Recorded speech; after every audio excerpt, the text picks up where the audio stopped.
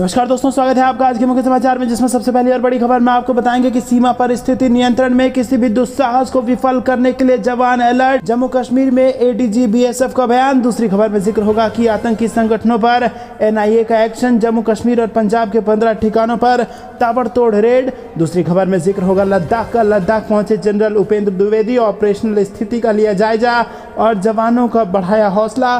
चौथी खबर में जिक्र होगा कि भारत का हिस्सा है अरुणाचल प्रदेश, चीन कर रहा है यथास्थिति बदलने की कोशिश, अमेरिका ने कही ये बात। और पांचवी खबर में जिक्र होगा कि चीन से सटी सीमा पर रेल और रोड संपर्क मजबूत करने में जुटी सरकार। रक्षा मंत्री राजनाथ सिंह ने की बड़ी बैठक। दोस्तों, हर एक खबर की गहराई में आपको ले जाएंगे, लेकिन उससे पहले अगर आपको भी देश की सेना और पीएम मोदी पर पूरा भरोसा है तो आप अभी इस वीडियो को लाइक, लाल बटन को दबा के चैनल को सब्सक्राइब और बेल आइकन दबाकर कमेंट में लिखिए जय हिंद। रुक करते हैं सबसे पहली और बड़ी खबर की तरफ। सीमा पर स्थिति नियंत्रण में, किसी भी दुस्साहस को विफल करने के लिए जवान अलर्ट। एडीजी बीएसएफ का बयान। जी हां दोस्तों, जम्मू कश्मीर में सीमाओं पर स्थिति नियंत्रण में है और सीमा को अभेद्य बना दिया गया है। बीएसएफ के जवान सतर्क हैं और देश की सुरक्षा के खिलाफ किसी भी दुस्साहस को विफल करने में सक्षम है। ये बातें बीएसएफ के सहायक प्रशिक्षण केंद्र कश्मीर में नए रंग रूटों की पासिंग आउट परेड के बाद अतिरिक्त DG BSF PV Rama Shastri ने कही है। वहीं दोस्तों, अतिरिक्त डीजी ने कहा कि किसी भी देश की आंतरिक सुरक्षा में सीमा की रखवाली बहुत महत्वपूर्ण है और इस भूमिका को बीएसएफ के जवान बखूबी निभा रहे हैं। रुक करते हैं अगली ब्रेकिंग न्यूज़ की तरफ। आतंकी संगठनों पर एनआईए का एक्शन। जम्मू कश्मीर और पंजाब के 15 ठिकानों पर ताबड़तोड़ रेड। जी हां दोस्तों, आपको बता दें कि आई रिपोर्ट के मुताबिक एनआईए ने जम्मू कश्मीर के 6 जिलों में 14 आतंकी ठिकानों पर रेड मार के इसके अलावा पंजाब के फतेहगढ़ साहिब में छापेमारी की है। और एनआईए ने जम्मू कश्मीर के श्रीनगर, पुलवामा, बारामूला, अनंतनाग, बडगाम और कठुआ में छापेमारी की। आतंकी संगठनों पर नकेल कसने के लिए एएनआई की ओर से लगातार कार्रवाई की जा रही है। रुक करते हैं अगली ब्रेकिंग न्यूज़ की तरफ। लद्दाख पहुंचे जनरल उपेंद्र द्विवेदी, ऑपरेशनल स्थिति का लिया जायजा, जवानों का बढ़ाया हौसला। जी हां दोस्तों, आपको बता दें कि उत्तरी सेना के commander lieutenant general Upendra Dwivedi Ladakh दौरे पर पहुंचे हैं। उन्होंने लद्दाख के उप सेक्टर उत्तर में ऑपरेशनल स्थिति की समीक्षा की और इस दौरान वो सरहद पर तैनात जवानों से भी मिले और उनका हौसला बढ़ाया। साथ ही लेफ्टिनेंट जनरल उपेंद्र द्विवेदी ने देश की सीमा रक्षा को मजबूत करने के लिए वास्तविक नियंत्रण रेखा पर तैनात सैनिकों के महत्वपूर्ण योगदान की भी सराहना की। रुक करते हैं अगली ब्रेकिंग न्यूज़ की तरफ। भारत का हिस्सा है अरुणाचल प्रदेश, चीन कर रहा है यथास्थिति बदलने की कोशिश। अमेरिका का बयान। जी हां दोस्तों, अमेरिकी सीनेट के एक द्विदलीय प्रस्ताव के अनुसार अमेरिका मैकमोहन लाइन को चीन और अरुणाचल प्रदेश के बीच अंतर्राष्ट्रीय सीमा के रूप में मान्यता देता है और अरुणाचल प्रदेश को भारत का अभिन्न हिस्सा मानता है।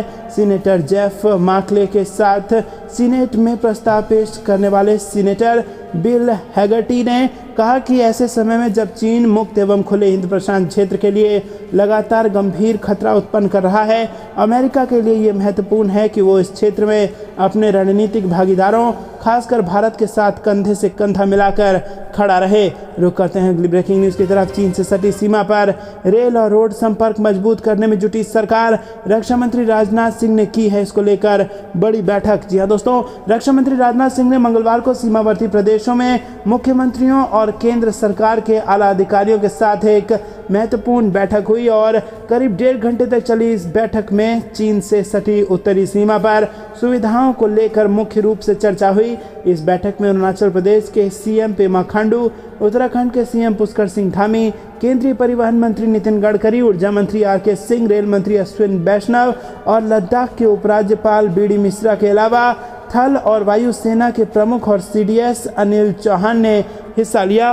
प्राप्त जानकारी के अनुसार इस दौरान देश की उत्तरी सीमा से लगे वाले इस प्रदेश में विकास के कार्य, सीमा पर मूलभूत सुविधाएं और वहां रह रहे नागरिकों के लिए बेहतर रोजगार नीति बनाने पर चर्चा हुई।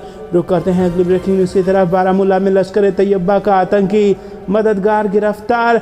कब्जे से मिले AK-47 की 71 गोलियां। जी हां दोस्तों, आपको बता दें कि उत्तर कश्मीर के बारामूला जिले में पुलिस ने लश्कर-ए-तैयबा के एक आतंकवादी मददगार को गिरफ्तार किया है और पुलिस ने उसके कब्जे से हथियार और गोला बारूद भी बरामद किया है। बारामूला में 14 घंटे में दूसरा आतंकी मददगार पकड़ा गया है और पुलिस ने मंगलवार को जिले के सोपोर से भी एक आरोपी को गिरफ्तार किया था और दोनों मामलों में पुलिस की आगामी जांच जारी है।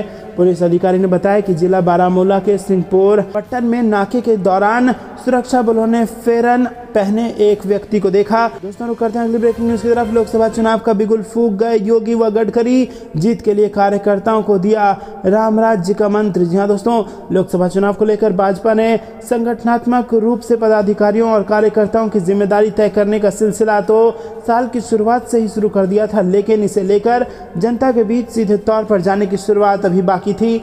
बीते दिनों मुख्यमंत्री योगी आदित्यनाथ व केंद्रीय मंत्री नितिन गडकरी के दौरे के साथ ये भी हो गई और दोनों दिग्गज नेता अलग अलग मंच से मिशन 2024 का बिगुल फूंक गए। दोस्तों, कार्यकर्ताओं में चुनाव को लेकर जमीन पर ताल ठोकने का ये दोनों नेता जोश भराए। रुक करते हैं अगली ब्रेकिंग न्यूज की तरफ। कमलनाथ के गढ़ में सेंध लगाने की कोशिश, अमित शाह के दौरे से पहले छिंदवाड़ा में बीजेपी दिग्गजों का लगा डेरा। जी हां दोस्तों, आपको बता दें कि एमपी के पूर्व सीएम कमलनाथ के गढ़ को भेदने के लिए बीजेपी फुल एक्टिव मोड में नजर आ रही है और 25 मार्च को केंद्रीय गृह मंत्री अमित शाह छिंदवाड़ा पहुंच रहे हैं। अमित शाह के दौरे से पहले प्रदेश के संगठन महामंत्री हितानंद ने अपना डेरा डाल लिया है और आने वाले विधानसभा चुनाव में भाजपा छिंदवाड़ा में कोई कसर छोड़ने के मूड में नहीं दिख रही है। भाजपा केंद्रीय नेतृत्व के फोकस में भी छिंदवाड़ा लोकसभा सीट है और ऐसे में भाजपा के प्रदेश संगठन महामंत्री हितानंद शर्मा 2 दिवसीय प्रवास पर यहां हैं। वहीं दोस्तों, आपको बता दें कि ये बड़ी खबर आ रही है। चुनाव को लेकर लगातार बीजेपी एक्टिव मोड में राज्य दर राज्य आ गई है और 2024 के लोकसभा चुनाव को लेकर भी सीनियर लीडर्स ने यहां पर जान फूंकना अपने कार्यकर्ताओं में शुरू कर दिया है। रुक करते हैं अगली ब्रेकिंग न्यूज की तरफ। 2023 में पड़ेगी अधिक गर्मी, उत्तर पूर्व और मध्य भारत में सामान्य से अधिक रहेगा तापमान। जी हां दोस्तों, भारतीय मौसम विज्ञान विभाग ने मंगलवार को एक उच्च स्तरीय बैठक में कहा कि 2023 में सामान्य गर्मी से अधिक गर्मी पड़ने की उम्मीद है। मार्च के अंतिम सप्ताह के दौरान गंगा के मैदानी इलाकों और पूर्वी भारत के कुछ हिस्सों में तापमान सामान्य से 2-3 डिग्री सेल्सियस अधिक होने की संभावना है। कैबिनेट सचिव राजीव गौबा की अध्यक्षता में हुई समीक्षा बैठक में आईएमडी ने कहा कि पूर्वोत्तर, पूर्व और मध्य भारत के अधिकांश हिस्सों और उत्तर पश्चिम भारत के कुछ हिस्सों में सामान्य से अधिक तापमान रहने की संभावना है। वहीं दोस्तों, आपको बता दें कि आईएमडी ने आगामी गर्मी और समन उपायों के लिए तैयारियों की समीक्षा के लिए बुलाई गई बैठक में बताया कि मार्च के अंतिम सप्ताह के दौरान गंगा के मैदानी इलाकों और पूर्वी भारत के कुछ हिस्सों में तापमान सामान्य से 2-3 डिग्री सेल्सियस अधिक हो सकता है। एक आधिकारिक विज्ञप्ति के अनुसार कैबिनेट सचिव ने कहा कि चूंकि सामान्य गर्मी से अधिक गर्म होने की उम्मीद है, इसीलिए राज्यों और केंद्र शासित प्रदेशों को संबंधित चुनौतियों का सामना करने के लिए पर्याप्त रूप से तैयार रहने की आवश्यकता है। रुक करते हैं अगली ब्रेकिंग न्यूज की तरफ। मुस्लिम बहुल 65 जिलों में मोदी मित्र दिलाएंगे बीजेपी को जीत, 25 अप्रैल को होगी इस अभियान की शुरुआत। जी हां दोस्तों, वर्ष 2024 के लोकसभा चुनाव में अपनी जीत सुनिश्चित करने के लिए भाजपा ने मुस्लिम मतदाताओं को रिझाने के लिए विशेष योजना बनाई है। पार्टी देश के 65 मुस्लिम बहुल जिलों में अल्पसंख्यक समुदाय के 5000 मोदी मित्र बनाएगी, जो अपने अपने जिलों में मुसलमान मतदाताओं को पार्टी से जोड़ने का काम करेंगे। इनमें सबसे ज़्यादा उत्तर प्रदेश और पश्चिम बंगाल से 13 जिले और बिहार, असम और केरल के मुस्लिम बहुल जिले शामिल हैं। योजना की शुरुआत 25 अप्रैल से शुरू होगी, जो 1 साल तक चलेगी। पार्टी ने 15 मार्च से ही सूफी संवाद महाअभियान की शुरुआत की है, जिसका उद्देश्य सूफी समुदाय के लोगों को भाजपा से जोड़ना है। भाजपा सूत्रों के अनुसार पिछले जिला स्तर और बाद में ब्लॉक स्तर पर बनाए जाने वाले इन मोदी मित्र कार्यकर्ताओं के माध्यम से संबंधित क्षेत्रों के हर मुस्लिम मतदाता के घर तक पहुंचने की कोशिश की जाएगी। लोगों को केंद्र सरकार के कार्यों और पीएम मोदी के संदेश को उन तक पहुंचाते हुए उन्हें भाजपा से जोड़ने की रणनीति अपनाई जाएगी। रुक करते हैं अगली ब्रेकिंग न्यूज की तरफ। एससीओ समिट के लिए भारत ने पाकिस्तान के रक्षा मंत्री को भेजा न्योता, अगले महीने दिल्ली में होगी मीटिंग। जी हां दोस्तों, अगले महीने दिल्ली में होने वाली रक्षा मंत्रियों संघाई सहयोग संगठन की बैठक के लिए भारत ने पाकिस्तान के रक्षा मंत्री ख्वाजा आसिफ को निमंत्रण भेजा है। एससीओ के रक्षा मंत्री की बैठक में सदस्य देशों को औपचारिक तौर पर आमंत्रित किया गया है और संघाई सहयोग संगठन के देशों में भारत, पाकिस्तान, चीन, कजाकिस्तान, किर्गिस्तान, रूस, ताजिकिस्तान और इसी के साथ उज्बेकिस्तान भी शामिल है। वहीं दोस्तों, फिलहाल भारत इस संगठन का अध्यक्ष है और इस बैठक के लिए सभी मंत्रियों ने अपने समकक्ष सभी SCO सदस्य मंत्रियों को आमंत्रित किया है, जिसमें गृह मंत्री ने पाकिस्तान के गृह मंत्री को भी आमंत्रित किया है और इसके साथ ही राष्ट्रीय सुरक्षा सलाहकार ने अपने समकक्ष को भी आमंत्रित किया है। मंगलवार को विदेश मंत्रालय ने पाकिस्तान के विदेश मंत्री को भी आमंत्रित किया है। रुक करते हैं अगली ब्रेकिंग न्यूज़ की तरफ। पाकिस्तान की हरकतों को बर्दाश्त नहीं करेगा भारत, आतंक के जवाब में ग्वादर पर भी गिरा सकते हैं बम। जी हाँ दोस्तों, आपको बता दें कि आने वाले समय में भारत पाकिस्तान से होने वाली नापाक हरकतों का जवाब सैन्य कार्रवाई से दे सकता है। अमेरिका की एक रिपोर्ट में दावा किया गया है कि पाकिस्तान के साथ भारत के रिश्ते में तनाव और बढ़ेगा। डिफेंस एक्सपर्ट्स के मुताबिक पाकिस्तान के आतंकवाद के जवाब में भारत उसके ग्वादर पर बमबारी कर सकता है। वहीं दोस्तों, आपको बता दें कि अमेरिका की इंटेलिजेंस कम्युनिटी ने हाल ही में अपनी रिपोर्ट में कहा है कि पिछली सरकारों की तुलना में प्रधानमंत्री नरेंद्र मोदी की लीडरशिप में इस बात की आशंका बढ़ गई है कि चीन और पाकिस्तान की तरफ से की गई किसी भी भड़काऊ हरकत के जवाब में भारत अपनी मिलिट्री को उतार सकता है। दोस्तों, रुक करते हैं अगली ब्रेकिंग न्यूज की तरफ। भारत को इस्लामिक देश बनाने की साजिश, PFI के खिलाफ NIA की पहली चार्जशीट। जी हाँ दोस्तों, भारत में पॉपुलर फ्रंट ऑफ इंडिया यानी PFI को बैन कर रखा है, लेकिन जमीन पर कई राज्यों में उसकी गतिविधियां अभी भी चल रही हैं और उसे फंडिंग भी लगातार मिल रही है। और इस बीच खबर आई थी कि PFI 2047 तक भारत को इस्लामिक राष्ट्र बनाना चाहता है और इस उद्देश्य के लिए वो मुस्लिम युवाओं को गुमराह कर रहा है, उन्हें हथियारों की ट्रेनिंग दे रहा है। और अब उसी मामले में जांच एजेंसी NIA ने अपनी चार्जशीट दायर कर दी है।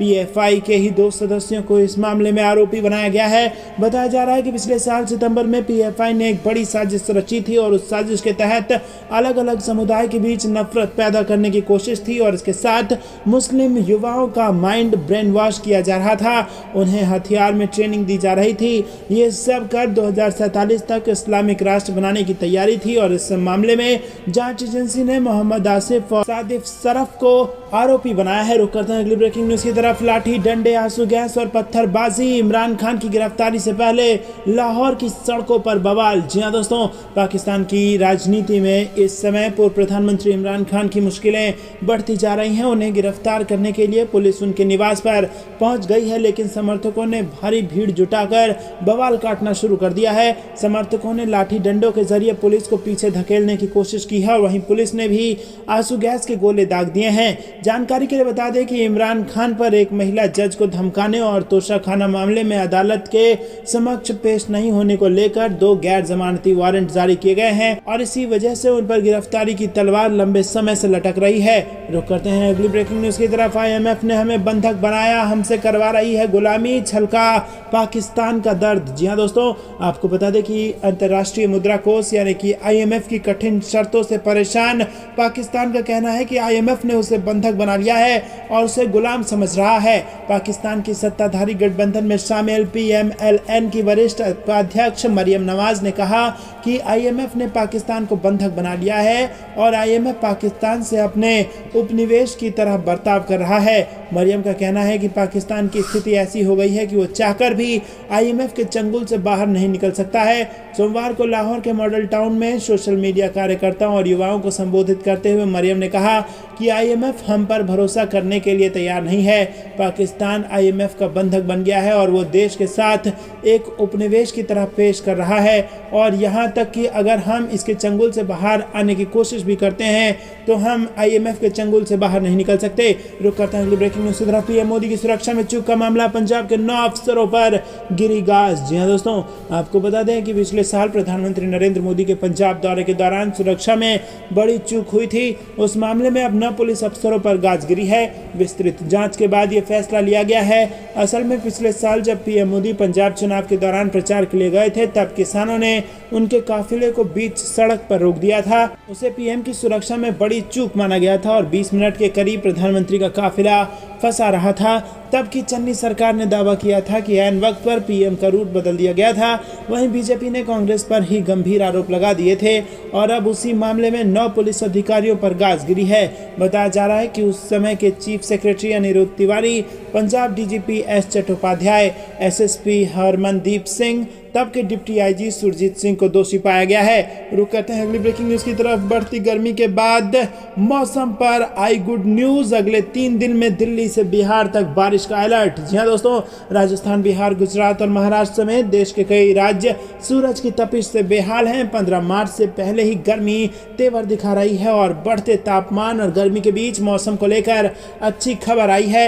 मौसम पूर्वानुमान एजेंसी स्काईमेट ने राजस्थान, बिहार, गुजरात, दिल्ली समेत उत्तर भारत के कई राज्यों में बूंदाबांदी और हल्की बारिश होने की संभावना जताई है। मौसम विभाग के मुताबिक राष्ट्रीय राजधानी दिल्ली में 17 और 18 मार्च को हल्की बारिश हो सकती है और इस दौरान अधिकतम तापमान 33 डिग्री सेल्सियस और न्यूनतम तापमान 18 डिग्री सेल्सियस रहने की उम्मीद है। वहीं मंगलवार 14 मार्च के मौसम की बात करें तो बादलों का पहरा देखने को मिल सकता है। न्यूनतम तापमान 17 डिग्री और अधिकतम तापमान 34 डिग्री सेल्सियस रहने की संभावना है और इसके बाद 17 से 18 मार्च को देश की राजधानी में रिमझिम बारिश हो सकती है। दोस्तों रुक करते हैं अगली ब्रेकिंग न्यूज की तरफ। नवरात्रि पर यूपी भर में सरकारी समारोह। अखंड रामायण दुर्गा सप्तशती पाठ के लिए हर जिले को मिलेगा 1 लाख रुपया। डीएम संभालेंगे मोर्चा। जी हाँ दोस्तों, आपको बता दें कि ये बड़ी खबर यहाँ पर आ रही है उत्तर प्रदेश से।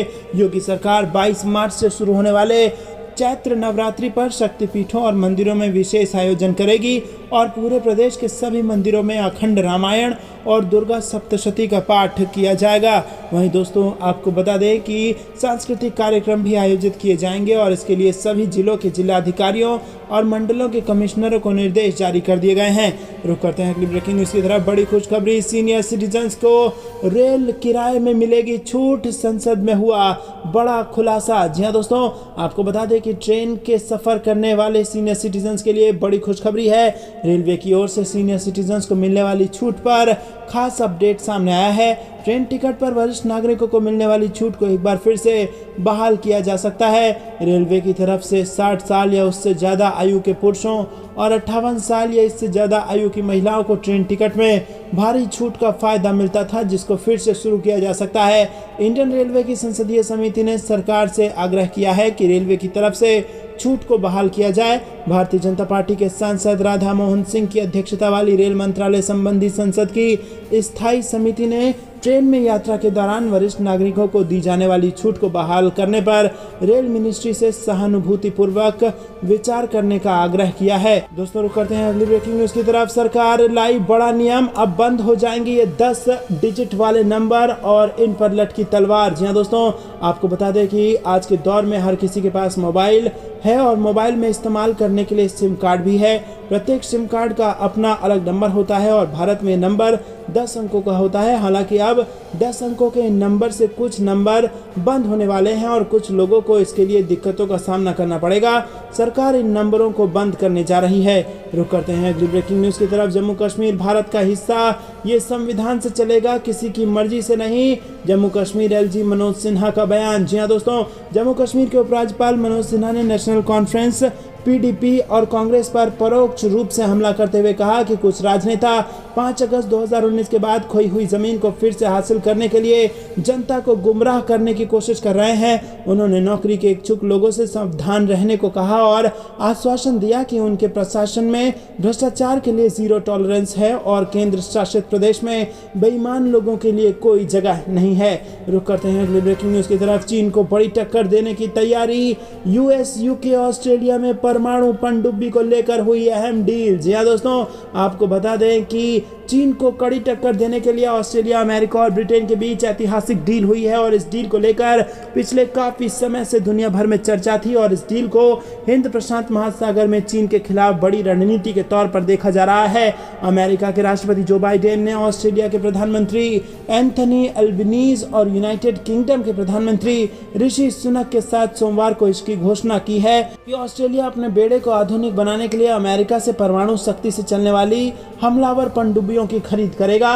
रुक करते हैं अगली ब्रेकिंग न्यूज की तरफ। परमाणु हमला करने वाली 3 पनडुब्बी खरीदने की तैयारी। डीएसी से जल्द संपर्क कर सकती है इंडियन नेवी। जी हाँ दोस्तों, फ्रांस के सहयोग से बन रही 3 डीजल संचालित हमलावर पनडुब्बियों को खरीदने की तैयारी कर रही है भारत और इसके लिए जल्द ही नौसेना डिफेंस एक्विजिशन काउंसिल यानी कि डीएसी से संपर्क कर सकती है।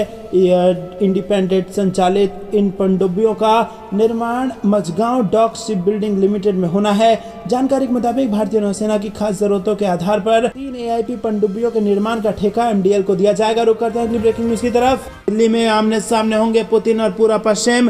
3 साल में पहली बार G20 मीटिंग में हिस्सा ले सकते हैं रूसी राष्ट्रपति। जी हाँ दोस्तों, आपको बता दें कि यूक्रेन युद्ध की शुरुआत के बाद से रूस और पश्चिमी देशों के बीच तनाव चरम पर पहुंच गया है। एक तरफ जहां पश्चिमी देश रूस पर प्रतिबंध लगाते जा रहे हैं, तो वहीं यूक्रेन को हथियार देने के लिए रूस पश्चिम को धमका रहा है। और इस बीच राजधानी नई दिल्ली में होने वाले G20 शिखर सम्मेलन में हिस्सा लेने के लिए रूसी राष्ट्रपति व्लादिमीर पुतिन भारत की यात्रा करेंगे। अधिकारियों के हवाले से ब्लूमबर्ग में अपनी खबर में ये जानकारी उन्होंने दी है। और ये एक दुर्लभ मौका होगा जब पुतिन और तमाम विपक्षी नेता एक ही मेज पर आमने सामने होंगे। खबरों की माने तो क्रेमलिन पुतिन के शेड्यूल को क्लियर करने पर काम कर रहा है ताकि रूसी राष्ट्रपति इसमें हिस्सा ले पाए। दोस्तों, रुक करते हैं अगली ब्रेकिंग न्यूज की तरफ। नाटू और द एलिफेंट विस्परर्स ने रचा इतिहास, ऑस्कर जीतने पर बोले PM मोदी। जी हाँ दोस्तों, आपको बता दें कि ऑस्कर 2023 इस बार भारत के लिए काफी खास रहा। कहा जा सकता है कि भारत के लिए आज एक ऐतिहासिक दिन है, क्योंकि भारत के नाम 2 ऑस्कर अवार्ड आए हैं।